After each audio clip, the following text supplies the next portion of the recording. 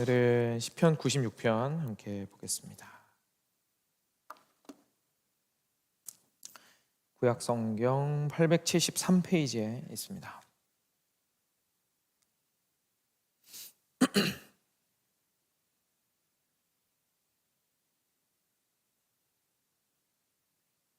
네, 96편 같이 교독하겠습니다. 제가 먼저 한 절 읽고 여러분 한 절 읽어주시기 바랍니다. 새 노래로 여호와께 노래하라. 온 땅이여 여호와께 노래할지어다. 그의 이름을 송축하며 그의 구원을 날마다 전파할지어다. 그의 영광을 백성들 가운데 그의 기이한 행적을 만민 가운데 선포할지어다. 여호와는 위대하시니 지극히 찬양할 것이요 모든 신들보다 경외할 것이며 만국의 모든 신들은 우상들이지만 여호와께서는 하늘을 지으셨음이로다. 존귀와 위엄이 그의 앞에 있으며 능력과 아름다움이 그의 성소에 있도다. 만국의 족속들아 영광과 권능을 여호와께 돌릴지어다. 여호와께 돌릴지어다. 여호와의 이름에 합당한 영광을 그에게 돌릴지어다. 예물을 들고 그의 궁정에 들어갈지어다. 아름답고 거룩한 것으로 여호와께 예배할지어다. 온 땅이여 그 앞에서 떨지어다. 모든 나라 가운데서 이르기를 여호와께서 다스리신 세계가 굳게 서고 흔들리지 않으리라. 그가 만민을 공평하게 심판하시리라 할지로다. 하늘은 기뻐하고 땅은 즐거워하며 바다와 거기에 충만한 것이 외치고 밭과 그 가운데에 있는 모든 것은 즐거워할지로다. 그때 숲의 모든 나무들이 여호와 앞에서 즐거이 노래하리니. 같이 읽겠습니다. 그가 임하시되 땅을 심판하러 임하실 것임이라. 그가 의로 세계를 심판하시며 그의 진실하심으로 백성을 심판하시리로다. 아멘. 네, 오늘은 하나님을 찬양하는 세 가지 이유라는 제목으로 함께 말씀 나누겠습니다. 바로 이렇게 말씀으로 들어가서 보시면요, 처음에 새 노래로 여호와께 노래하라. 온 땅이여 여호와께 노래할지어다. 여호와께 노래하여 그의 이름을 송축하며 그의 구원을 날마다 전파할지어다 라고 이야기하면서 하나님을 크게 찬양하고 노래하고 하는, 정말 기뻐하는 우리 시인의 목소리가 들리는 것 같습니다.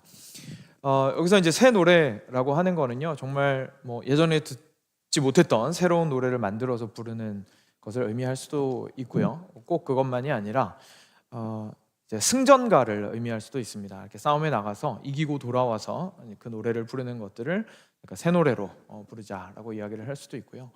하여간 하나님께서 놀라운 일을 행하신 다음에 그것을 저희가 누리게 되고 은혜를 받아서 그리고 승리하게 되고 기쁨을 누리게 되고 하다 보니까 거기에서 당연히 넘치는 기쁨이 있어서, 안에서 샘솟는 기쁨이 있어서 그거 가지고 하나님께 이제 노래하고 찬양하고 높여드리는, 그리고 그것을 함께 하자라고 부르짖는 우리 시인의 목소리가 마치 귓가에서 들리는 것 같죠. 오늘은 이제 오늘 말씀을 통하여서요, 크게 오늘 말씀 자체가 세 부분으로 나뉘거든요. 그래서 그 세 부분을 통해서 하나님을 찬양하는 세 가지 이유에 대해서 한번 좀 생각을 해보고, 저희들의 삶이 하나님을 찬양하는 삶에서 어떠한 모습을 가지고 있는지를 좀 돌이켜보는 시간이 되었으면 좋겠습니다.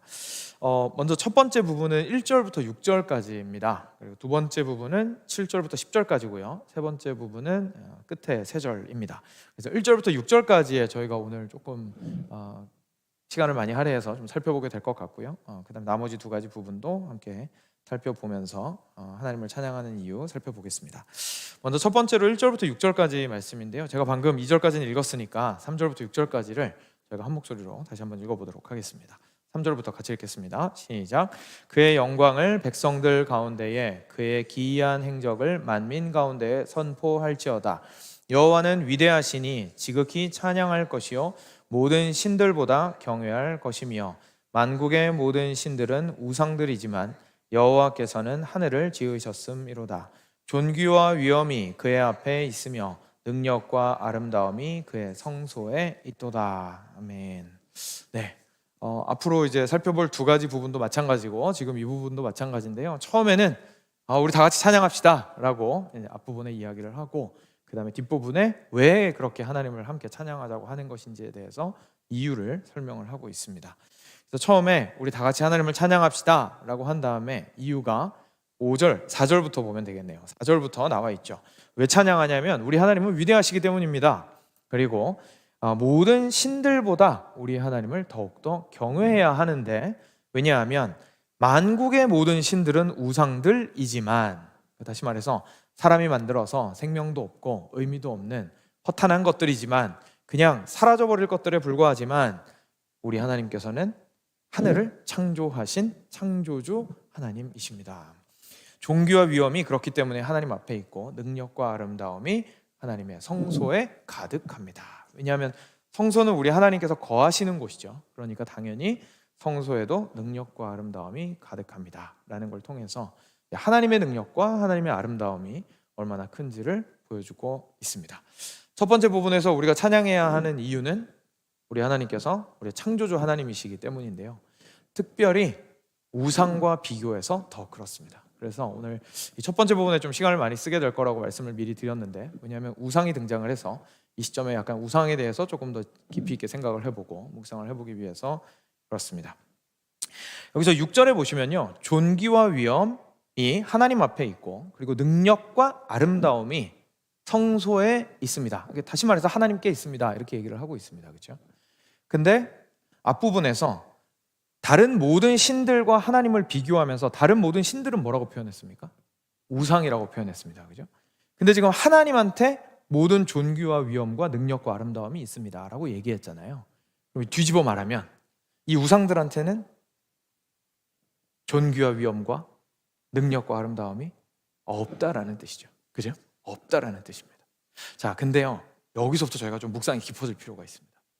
왜냐하면 사람들이 우상을 왜 섬길까요? 사람들이 우상을 왜 섬길까요? 여러분 한번 생각해 보십시오. 존귀하지도 않고 위엄도 없고 아름답지도 않고 그리고 능력도 없습니다.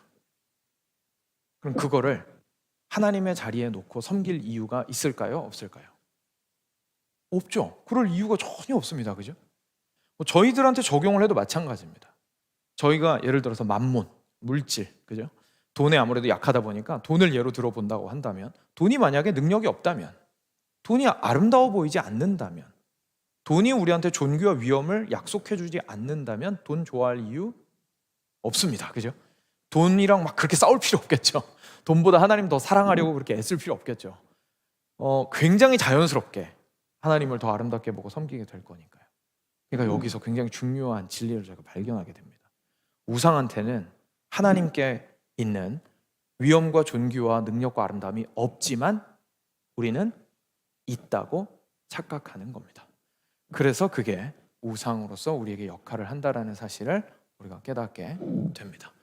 그러니까 오늘 말씀을 통해서요, 저희가 진짜 우상이 뭔지에 대해서 좀 다시 한번 생각을 해보게 되는 겁니다. 그러니까 저희가 보통 우상에 대해서 그냥 하나님이랑 딱 비교해가지고 누가 봐도 하찮은 우상, 그죠? 예를 들어서 금송아지, 이스라엘 백성들이 만든 금송아지.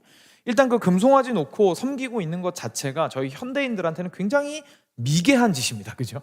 그거는 굳이 예수님 안 믿어도 세상 사람들도 야, 너 정신이 있는 거니 없는 거니? 그 사람이 만들어가지고 그렇게 해놓은 거 가지고 조금 이쁘고 번쩍거리고 그렇다고 해서 거기다 절하고 그 금송아지가 너를 위해서 뭘 해줄 것처럼 믿는 거 바보 아니야? 그죠? 굳이 예수님 안 믿어도 이제는 우리는 그걸 바보처럼 여기는 시대를 살고 있습니다. 사실 되게 별거 아니거든요. 근데 우리가 우리의 우상도 약간 그렇게 생각하는 경향이 있는 겁니다. 말씀 속에서 우리한테 하나님 외에는 다른 신을 섬기지 말라고 얘기를 하시고, 그죠? 그리고 우상 숭배에 대해서 굉장히 책망도 많이 하시고요. 요즘 특별히 에스겔서 보면은 우상과 음행하였다라는 이제 하나님께서 막 말씀하시면서 굉장히 이렇게 사람을 수치스럽고 부끄럽게 만드시면서 우상 숭배의 심각성에 대해서 막 얘기를 하시거든요. 근데 우리가 보통 우상을 생각할 때 옛날 고대 시대의 금송아지 수준만 생각을 하고 있으면 이게 말씀이 안 와닿습니다. 왜냐하면 실제 우리는 금송아지 따위를 섬기지 않기 때문에 그렇습니다. 그죠? 왜냐하면 금송아지 아무리 봐도요, 물론 이게 이제 순금이라면 우리 손에 있다면 팔아가지고 돈이 좀 되긴 하겠지만 그것이 우리 손에 일단 있지도 않을 뿐더러 그것보다 더욱더 행복하고 귀한 것들이 우리 주변에는 많이 널려 있기 때문이고, 무엇보다 금으로 만든 그 신상이 실제 우리를 뭐 홍해를 갈라서 구원해 준다든지 아픈 상황에서 우리를 구원해 준다든지 가뭄에서 비 내리게 해준다든지 아무도 그런 거 안 믿습니다. 그렇죠? 그래서 좀 안 와닿는 경향이 있습니다. 그런데 방금 말씀드린 것처럼 우상이라는 것을 우리가 쉽게 섬기게 되는 이유가 딱 봤을 때 우상인 줄 알기가 어려워서구나라는 것을 저희가 생각하게 되면 생각이 좀 달라지는 겁니다. 사랑하는 여러분, 좀 극단적인 것에서부터 예를 들어보면요, 이해하기가 좀 쉬우실 겁니다. 이제 방금 말씀드렸던 금송아지도 극단적인 예죠. 지금은 누가 봐도 그런 거는 귀하다고 생각을 안 하니까요. 일단 그거는 하나의 예로 이제 하나 밀어넣고요. 일단 우리 시대로 좀 돌아와서 저희가 보통 생각하는 이제 지독한 우상숭배를 한번 생각을 해보시면, 돈을 많이 벌었을 뿐만 아니라 돈에 완전히 노예가 돼 있는 사람들이 일단 떠오를 수가 있습니다. 그렇죠? 완전히 막 탐욕스럽고 다른 사람도 신경 안 쓰고 정신 못 차리고 한 푼이라도 아낄 뿐만 아니라 더 벌고자 완전 인생에서 목숨을 걸고 있고 하는 사람들을, 굉장히 탐욕스러운 사람들을 좀 이쪽 끝에 우리가 좀 놓아볼 수 있겠죠. 아니면 성적으로도 너무너무 타락을 해가지고 너무 문란한 생활을 살아가고, 이제 한 명과 정확하게 아름다운 결혼 생활을 영위하는 건 고사하고 좀 책임감 있는 관계 자체가 불가능한 수준으로 굉장히 자신의 성적 정욕에 휘둘리면서 살아가는 사람을 이쪽에 좀 둘 수가 있을 것 같습니다.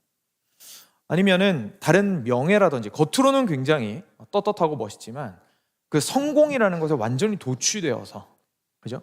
그래서 그 성공의 길들을 계속 걸어 올라가고, 그리고 사람들의 인정을 얻게 되고, 그리고 그 성공을 통해서 얻게 되는 파워와 그리고 그 모든 것들을 자신의 쾌락으로 여기고 완전히 거기에 그냥 정신을 못 차리고 인생 전체를 다 드린, 그래서 심지어는 하나님은 고사하고 가족들까지도 이제 희생하게 돼버리는 경우들도 이 사회에서 어렵지 않게 발견할 수가 있죠. 이런 케이스들도 이쪽에 좀 극단적으로 좀 놓을 수가 있을 것 같습니다.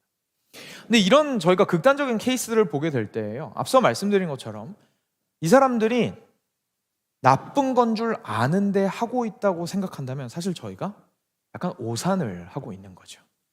그 사람들은 그게 정말 좋은 겁니다. 그게 진짜로 자기 인생을 구원해 준다고 믿고 있기 때문입니다. 그죠? 그러니까 성공을 추구하는 이유는요, 성공 때문에 막 딴 게 망가져요. 건강도 망가지고 관계도 다 무너졌어요. 근데 왜 그거 포기 못합니까? 여전히 자신의 가장 큰 행복은 이 성공을 통해서만 온다는 마음이 마음의 가장 밑바닥에는 있는 겁니다.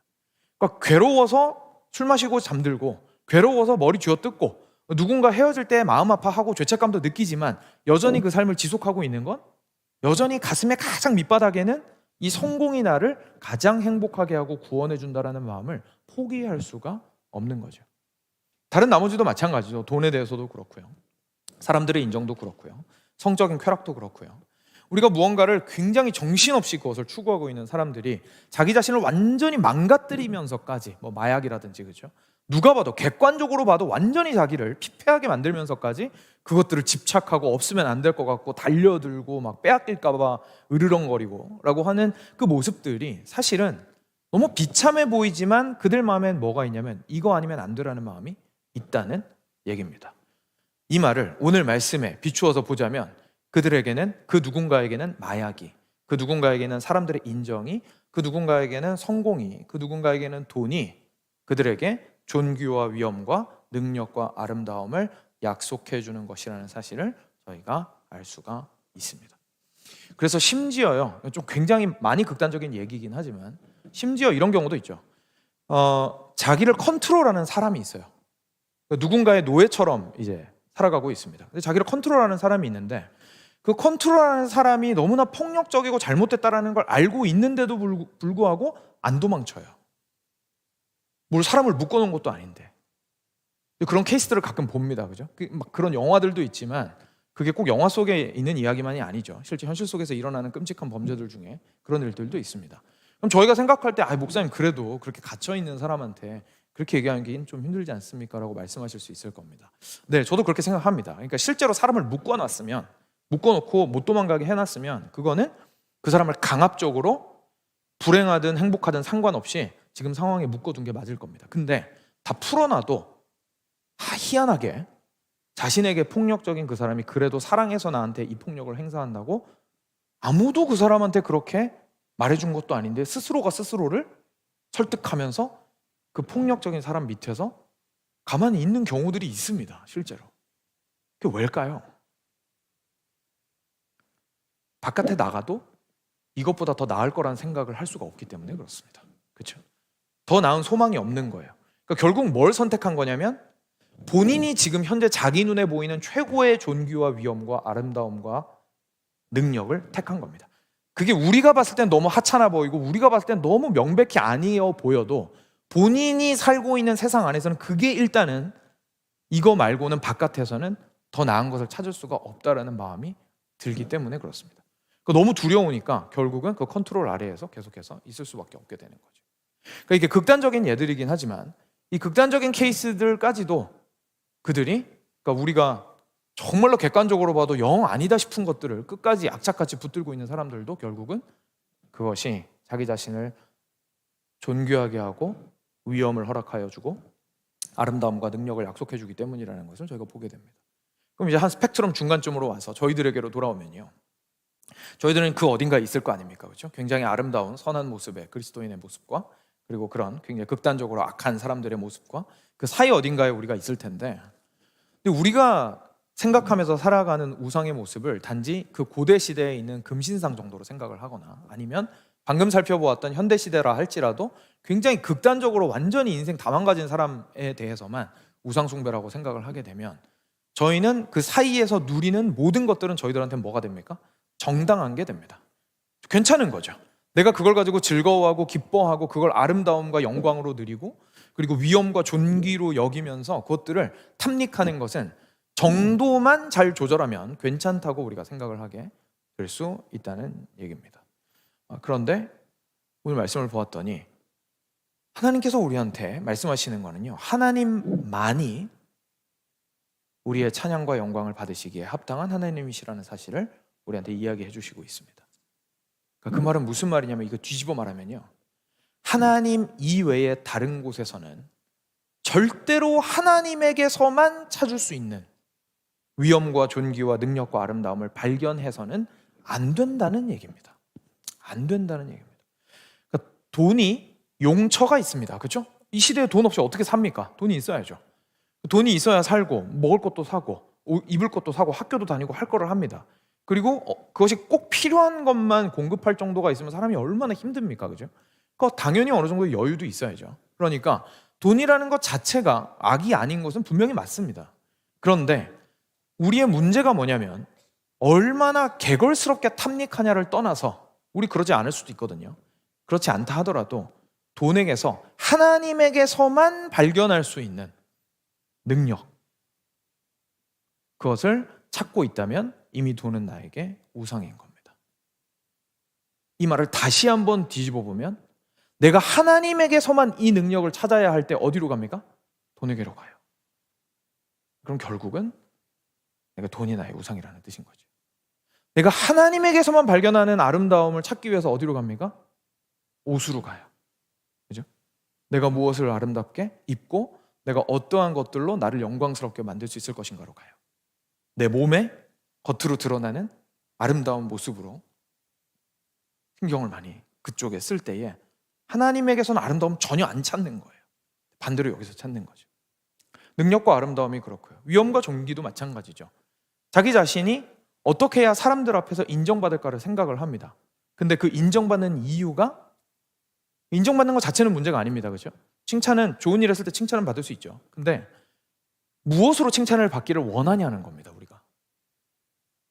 근데 우리가 이것을 하나님의 위엄과 하나님의 존귀하심을 통하여서 우리가 높아지기를 원하는 게 아니라 이 땅 가운데에서 하나님만이 주실 수 있는 그 존귀함을 얻고자 할 때에, 학벌로서 얻고자 할 때에, 지식의 많음으로 얻고자 할 때에, 부의 축적으로 얻고자 할 때에, 사람들 앞에서 인정받음으로써, 일을 열심히 잘함으로써, 그것이 심지어 단지 엄마 아빠로서의 역할을 최고로 잘함으로써, 그죠? 그것도 우리 애들에게 자랑 중에 하나입니다. 그죠? 단지 꼭 사회에서만 성장을 해야만 사람이 영광스러운 게 아니죠. 내가 훌륭한 엄마, 훌륭한 아빠가 되는 것도 얼마나 큰 훈장입니까? 물론 귀한 일입니다만 하나님에게서만 얻을 수 있는 그 존귀와 위엄을 내가 그런 사람이 되어서 얻고자 한다면 사실 우리에게는 무언가 잘못되어 있다는 사실을 오늘 말씀을 통해서 깨닫게 되는 겁니다. 그러니까 이게 우상이라는 것을 저희가 너무 극단적으로 생각을 하거나 완전 옛날 일로만 생각을 하게 되면 실제로 저희 삶 속에서 식별하기가 어려워진다는 사실을 알게 되고요. 그러면서 다시 한번 저희 자신을 좀 돌이켜보았으면 좋겠습니다. 사랑하는 여러분, 혹시 여러분들께서는 이제까지 길게 설명을 드렸지만 우리 모두는 능력과 아름다움이 필요하고요. 이 자체가 나쁜 게 아닙니다. 그렇죠? 능력과 아름다움 필요하고요. 그리고 위엄과 존귀가 필요합니다. 근데 문제가 뭐냐면 이것을 하나님께서 약속해 주셨다라는 사실입니다. 하나님 안에 있을 때 하나님이 이거 다 버리라고 하신 게 아닙니다. 하나님께서 세상에 있는 것들을 좀 밀쳐놓고 나한테 오라고 말씀하신 이유는 뭐냐면, 네가 아름다움과 존귀와 위엄과 능력을 다 버리라는 뜻이 아니라 나한테 참된 위엄과 참된 존귀와 참된 아름다움과 참된 능력이 있으니까 진짜를 찾아와라 라는 얘기입니다. 가짜한테서 그냥 거기에서 머물고 거기에서 속아서 이게 다겠거니 하고 거기에서 머물고 있지 말라는 말씀이십니다. 그러니 우리가 하나님을 참으로 찬양하기 위해서는요, 놀랍게도 이 땅의 것을 좀 이렇게 컬러가 왜 흑백으로 바뀌는 그런 영상 전환 같은 거 보신 적 있으시죠? 그런 것처럼 이 세상의 아름다움을 저희가 좀 빛바랜 장면으로 볼 수 있는 담대함이 필요합니다. 우리가 보통 믿음의 눈이라고 얘기를 할 때에, 믿음의 눈이라는 것이 실제로 하나님을 바라보는 것만을 믿음의 눈이라고 얘기를 하지만, 뭐 맞는 말입니다. 틀린 말 절대 아닌데요. 그렇지만 그것만 있는 것은 아닌 것 같습니다. 실제로 이 땅에 있는 것들을 보았을 때에 그냥 생 눈으로 보면 너무너무 번쩍거리는데 그게 빛이 바랜 것처럼 보일 수 있느냐, 역시 우리의 믿음의 눈인 것 같아요. 그렇죠? 그런 눈이 있어야만이 비로소 우리가 하나님을 보았을 때에 세상에 하나님만이 밝히 드러나시는 것을 저희가 보게 되는 거죠. 저희가 빛 가운데 자외선이 있고 적외선이 있고 중간에 가시광선이 있고, 그죠? 이제 그렇게 되어 있는데 평소에는 자외선이나 적외선 눈에 안 보입니다. 그런데 특별한 상황에서만 자외선이 보이는데 자외선이 보이는 상황에서 다른 가시광선은 잘 안 보이죠. 마치 그런 것처럼 하나님께서 가장 찬란하게 빛나시는 것이 평상시 우리 생눈으로 바라보는 세상에서는 잘 안 보인다 할지라도 우리가 믿음의 눈으로 하나님을 바라보았을 때 다른 모든 것들이 빛이 바래지고 하나님의 빛으로 다른 것들을 비추어 바라보게 되는 것을 우리의 참된 믿음이라고 표현할 수 있을 겁니다. 그리고 그 믿음이 있을 때에서야 비로소 우리가 하나님을 참된 의미에서 찬양할 수 있게 됩니다. 하나님을 높일 수 있게 되고요, 기쁨 가운데 하나님께 하나님의 구원을 인하여서 찬양과 존귀를 하나님께 올릴 수가 있게 됩니다. 사랑하는 여러분, 이것을 먼저 저희가 좀 첫 번째 찬양하는 이유로 생각을 해보면서 우리의 찬양을 참 기쁨 가운데 할 수 있기 위해서, 그리고 정말 진심으로 하나님을 찬양하고 높일 수 있는 참된 예배자가 되기 위해서 정말 내 삶 가운데 있는 우상들이 무엇인지에 대해서 한번 생각해 보시고, 그리고 그것들이 있다는 사실로 막 자존심 상하시고 막 그래서 숨기고 싶고 우리는 그렇겠지만, 그러기보다는 하나님 앞에서 깔끔하게 인정하고, 그리고 하나님, 제가 이 부분이 굉장히 연약합니다. 그래서 이 연약한 부분에 있어서 제가 주님을 온전히 높이고 예배하는데 이게 너무 방해가 되는 것이 확실합니다. 주님만이 가장 밝게 빛나시기 위해서 제가 이 녀석을 어떻게 해야겠습니까? 라고 전쟁 선포를 하시는 것이 사실 하나님께서 원하시는, 바라는 것을 저희가 한번 기억했으면 좋겠습니다. 그런데 이 지점에서요, 저희가 이제 앞으로 살펴볼 두 가지에서도 동일한 패턴으로 제가 좀 말씀을 전할 텐데, 근데 이 지점에서 저희가 한 가지 또 너무 큰 은혜를 또 받게 되는 부분이 또 있습니다. 뭐냐면, 사실 우상이요, 앞서 말씀드린 것처럼 완전히 영광과 존귀와 그리고 위엄과 존귀함과 그리고 아름다움과 능력이 없는 것이 아니라 우리 눈에 보기에 충분히 그것이 찬란해 보이기 때문에 선택한다고 말씀을 드렸습니다. 그렇죠? 그러니까 이게 무슨 말이냐면, 사람은 하나님을 닮은 것을 좋아하게 되어 있습니다. 사람은 하나님을 닮은 것을 좋아하게 되어 있습니다. 근데 이 땅 가운데서 하나님을 닮은 것들이 다양한 모양으로 보이니까 그걸 우상으로 섬기는 거죠. 근데 하나님께서는 그 사실을 아시고요, 진짜 하나님의 존귀와 위엄과 능력과 아름다움을 우리에게 보여주셨습니다. 바로 예수 그리스도를 통해서입니다. 하나님의 영광은 예수님에게서 온전히 드러났고, 하나님의 위엄 역시 그렇고, 하나님의 아름다움 역시 그렇고, 하나님의 능력 역시 그렇습니다. 그러니까 그냥 단순히 저희한테 막 우기면서 보이지도 않는 하나님 가지고 막 어떻게든 그 하나님을 바라보는 믿음을 제발 좀 달라고 우기는 것이 아니라 예수님을 바라보라는 얘기입니다. 성경이 우리한테 알려주시는 것은. 그러니 우상과 싸워서 이길 수 있는 유일한 방법은 뭐냐면, 우리 안에 성령님과 함께 협력하여서 그리스도에게서 하나님의 존귀하심과 위엄과 그리고 아름다움과 능력을 바라보고자 애쓰는 것입니다. 더 알아가고 나의 삶을 죄와 싸워서 순결한 눈으로 그리스도를 바라보고자 하고, 그리고 그리스도께서 행하신 일을 인하여 감격하고자 하고, 그것을 위하여서 말씀과 기도와 예배와 모든 영역 가운데로 들어와서 내가 은혜의 폭포수 아래 거하게 하는 것, 그래서 그리스도를 찬란하게 볼 때에 우리는 비로소 하나님을 보고 놀랍게 찬양하고 자연스럽게 우상에게서 멀어지게 되는 것을 저희가 경험할 수 있게 될 겁니다. 그래서 이것이 첫 번째 저희가 살펴보는 내용이었습니다. 두 번째와 세 번째는 이제 조금 짧게 보겠습니다. 두 번째는 말씀도 또 봐야겠죠. 7절부터 10절까지 말씀인데요. 그래도 같이 읽고 보겠습니다. 7절부터 10절 같이 읽겠습니다. 시작. 만국의 족속들아 영광과 권능을 여호와께 돌릴지어다. 여호와께 돌릴지어다. 여호와의 이름에 합당한 영광을 그에게 돌릴지어다. 예물을 들고 그의 궁정에 들어갈지어다. 아름답고 거룩한 것으로 여호와께 예배할지어다. 온 땅이여 그 앞에서 떨지어다. 모든 나라 가운데서 이르기를 여호와께서 다스리시니 세계가 굳게 서고 흔들리지 않으리라. 그가 만민을 공평하게 심판하시리라 할지로다. 아멘. 네. 두 번째는요.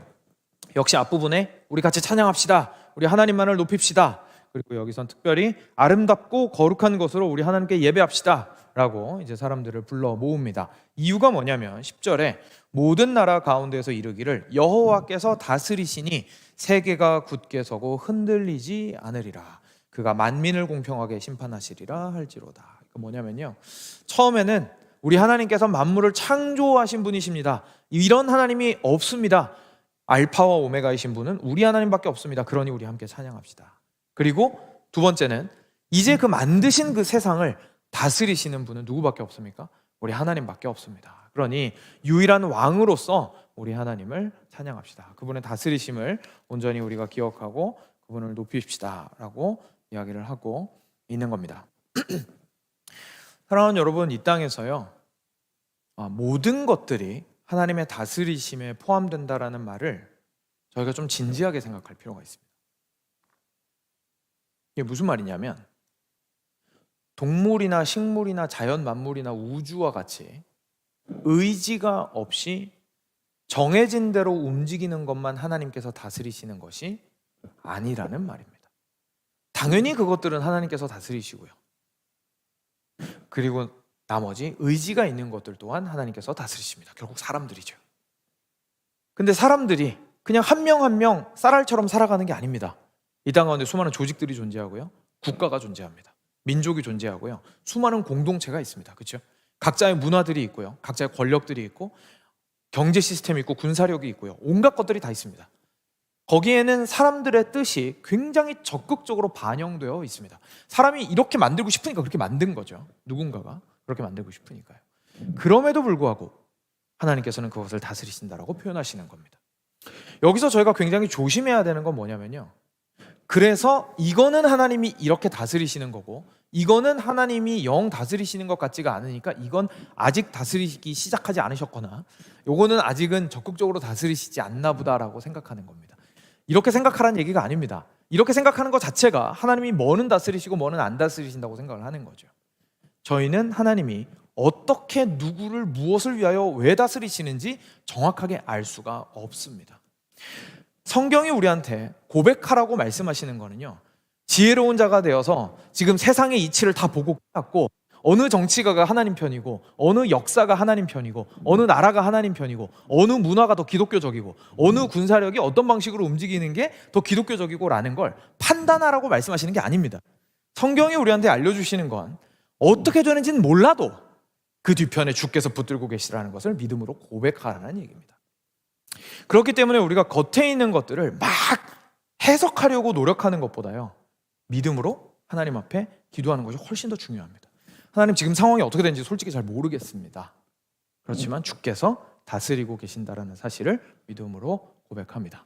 주님의 뜻을 따라서 이 모든 역사와 모든 것들이 진행되고 있음을 고백합니다. 제가 봤을 땐 좀 아닌 것 같아 보일 때가 있어도 주님, 그럼에도 불구하고 여전히 성경이 우리에게 증언하시는 것은 하나님이 왕이시라는 사실이니 오늘 이 순간에도 주께서 붙들고 계십니다 라는 것을 고백하라는 말입니다. 사랑하는 여러분, 그래야만이요 이게 찬양으로 이어질 수가 있습니다. 만약에 그렇지 않으면 내가 원하는 대로 상황이 안 돌아가면 어떻게 됩니까? 찬양을 할 수가 없죠. 감사가 안 되는데 어떻게 찬양을 하겠습니까? 우리의 찬양은 하나님께서 행하시는 일을 향하고 있습니다. 그렇기 때문에 내 주변의 조그마한 관계 문제 안에서 내가 원하는 상황이 아니라 할지라도, 또는 내가 관심 있는 막 국제 정세가 내가 원하는 상황이 아니라 할지라도, 이해가 안 될지라도, 하나님의 손길이 느껴지지 않을지라도 여전히 주께서는 붙들고 계시니 주의 능력과 주의 왕되심을 찬양합니다 라고 할 수가 있게 되는 거죠. 이건 역시 예수님에게서 온전히 성취가 되었습니다. 이게 그냥 단순하게, 그죠? 하나님이 다스리십니다 이러고 끝나는 게 아니라 실제 예수님께서 이 땅 가운데 오셨습니다. 그리고 철장 권세를 무너뜨리셨습니다. 예수님께서 이 땅 가운데 오셨을 때에 천국이 가까이 왔다, 회개하라 라는 복음을 전하시고 나서 뭐 하셨습니까? 사탄을 굴복시키셨습니다. 이제 우리는 사탄이 게릴라전을 하고 있는 시대를 살고 있을 뿐입니다. 사탄은 절대로 승리할 수 없습니다. 원수의 머리는 으깨졌습니다. 용의 머리는 이미 빠개진 상태입니다. 이런 상황 가운데에서 이런 상황을 가지러 이렇게 얻어내려고 예수님께서 오신 것이죠. 그러니 오늘 방금 두 번째 찬양, 하나님께서 모든 것을 다스리십니다 라는 찬양은 신약의 성도는 정말 자신감 있게 할 수 있는 부분인 겁니다. 우리 하나님께서 예수님을 보내셔서 그냥 말로만 하신 게 아니고, 아직도 우리가 예언을 기다리는 수준의 사람들이 아니고 진짜 예수님이 오셔서 사탄의 머리를 이미 박살내셨습니다. 이미 이긴 싸움을 우리가 싸우고 있으니 하나님께서 다스리심을 인정하고 고백하고 주만을 높입니다 라고 할 수가 있는 거죠. 그러니까 어떻게 그리스도를 통해서 우리가 왕 되신 하나님을 찬양할 수 있는지를 기억했으면 좋겠습니다. 마지막 세 번째입니다. 마지막 세 번째도 같이 좀 읽겠습니다. 11절부터 13절입니다. 같이 읽겠습니다. 시작. 하늘은 기뻐하고 땅은 즐거워하며 바다와 거기에 충만한 것이 외치고 밭과 그 가운데 있는 모든 것은 즐거워할지로다. 그때 숲의 모든 나무들이 여호와 앞에서 즐거이 노래하리니 그가 임하시되 땅을 심판하러 임하실 것임이라. 그가 의로 세계를 심판하시며 그의 진실하심으로 백성을 심판하시리로다. 아멘. 자, 이번에는 사람들만 불러 모으는 게 아니라 하늘과 땅과 존재하는 모든 피조물을 다 불러 모으고 있습니다. 하늘은 기뻐하고 땅은 즐거워하며 바다와 거기에 충만한 것들이 외치고 밭과 그 가운데 있는 모든 것들은 우리 함께 즐거워하자. 그때 숲의 모든 나무들이 여호와 앞에서 즐거이 노래할 것이다 라고 하면서 정말 기쁨의 노래를 함께 부르자고 초청하고 있습니다. 이유가 뭡니까? 마지막에 이번에는 뭐가 이유냐면 그가 임하시되, 그러니까 하나님께서 아직 안 오셨다는 거예요. 오시면, 장차 오시면 땅을 심판하려고 임하실 것임이라. 그가 의로서 세계를 심판하실 것임이라. 그의 진실하심으로 백성들을 심판하실 것임이라. 하나님께서 창조하신 것을 인하여서 주님을 찬양하고요, 그리고 주께서 지금도 다스리시고 있음을 인하여서 찬양하고요, 아직 오지 않은 미래에 반드시 다시 오셔서 이 땅을 의로 심판하실 것을 인하여 소망 가운데 올려드리는 것이 바로 우리의 참된 찬양입니다. 그래서 사랑하는 여러분, 저희가 이 땅 가운데서 살아가면서요, 그리스도인으로서 이 소망을 가지는 것이 정말 중요합니다. 이 소망이 없다면 오늘의 고통이 도대체 무슨 의미가 있겠습니까? 그렇죠? 하나님 앞에서 하나님 이 고통 빨리 좀 가져가 주십시오, 없애 주십시오, 이런 기도를 할 수밖에 없죠. 근데 끝까지 저희가 오래 참고 인내할 수 있는 유일한 이유는 지금 이 땅 가운데 있을 때 하나님 들어주시면 너무 감사하겠습니다. 근데 행여나 그렇지 아니하시더라도, 아직 때가 아니더라도 주께서 이 땅 가운데 내가 있는 동안에는 이 짐을 짊어지고 가라고 하시더라도 반드시 끝은 있다는 사실이 저로 큰 위로를 얻게 합니다. 주님께서는 반드시 의로 심판하실 겁니다. 그리고 그때 그냥 얼렁뚱땅 흐지부지 스토리를 마무리하시는 게 아니라는 겁니다. 그동안 있었던 일 그냥 흐지부지, 야 이제 끝났으니까 다 잊어버려, 괜찮아, 일단 좋은 일 생겼으니까 너무 그렇게 집착하지 마, 과거 일에. 그러니까 앞으로 좋은 일이 있을 거니까, 좋은 게 좋은 거니까 다 같이 즐겁게 살자 라고 하실 게 아니라는 겁니다. 잘잘못을 따지실 거랍니다. 정확하게 당신의 의와 불의를 판단하시고 그것을 가지고 사람을 심판하시리라고 얘기하시죠. 이 얘기할 때는 꼭 오해하시는 분들이 있어서 또 하나를 더 덧붙여야죠. 우리 그리스도인들은 그럼에도 불구하고 분명히 우리가 삶 가운데 살아가면서 불의한 점들이 있을 수는 있겠지만 누구의 이름으로 심판을 받습니까? 그리스도의 이름만으로 심판을 받습니다. 그렇죠? 잘못한 게 괜찮다는 건 아니지만 그 잘못한 것이 그리스도 안에서 의로 덮여서 하나님께서 의롭다고 심판을 하실 겁니다. 그렇지만 정확한 것은 일단 심판은 있다라는 얘기입니다. 그러니까 하나님께서 마지막 끝을 흐지부지 끝내시는 게 아니라는 거예요. 그냥 해피엔딩이니까 그 전에 무슨 힘든 일이 있었어도 그냥 대충 얼렁뚱땅 넘어가자, 괜찮아, 앞으로는 괜찮잖아 라고 하시는 게 아니라 억울함을 풀어주시고 불의함을 세우시고 그 오래 참았던 것을 기쁨으로 환원시켜 주시고 뒤집어 썼던 죄가 화환이 되게 해주신다고 하나님께서 말씀하시는 겁니다. 그러니 우리가 그것을 바라보면서 또 오늘 찬양할 수가 있는 거죠. 하나님, 오늘 제 머리는 화환이 아니라 잿더미지만, 그래서 너무 슬프고 힘들지만 반드시 여기에는 끝이 있고 주께서 이 잿더미에서 일으켜 세우셔서 나에게 화환을 씌워주실 것을 고백합니다. 주께서 약속하셨기 때문입니다. 그리고 이거에도 저희들에겐 그리스도 안에서 발견하는 약속이 있죠. 예수님께서 이 땅 가운데 오신 다음에 다시 승천하셨습니다. 그리고 뭐라고 하셨습니까? 너희가 간 곳을 본 대로 반드시 다시 올 것이다. 그리고 요한계시록이 우리한테 말씀해 주십니다. 오실 때는 뭘로 오십니까? 심판주로 오십니다. 오셔서 모든 것들을 정당하게 심판하실 겁니다. 그리고 당신의 백성들을 불러 모으실 겁니다. 그리고 하얀 순백의 옷을 입혀주시고 당신의 백성들로서 당신의 나라에 우리를 불러들이시고 거기에서 영원토록 당신과 가장 행복한 교제를 누리며 살아갈 수 있도록 해주실 겁니다. 그러니 우리가 그 예수님을 소망하고 바라봄으로써 오늘 이 순간 기뻐함으로 하나님을 찬양할 수가 있게 되는 것이죠. 세 가지 기억했으면 좋겠습니다. 사랑하는 여러분, 첫 번째는 창조주 하나님입니다. 우리가 우상과 하나님의 영광을 맞바꿔치지 않고 그리스도 안에서만 하나님을 발견하고 찬양하기를 원합니다. 두 번째로는 오늘을 다스리시는 왕 되신 하나님을 우리는 찬양해야 합니다. 우리에게 참된 왕이 이미 오셨으니 예수님이십니다.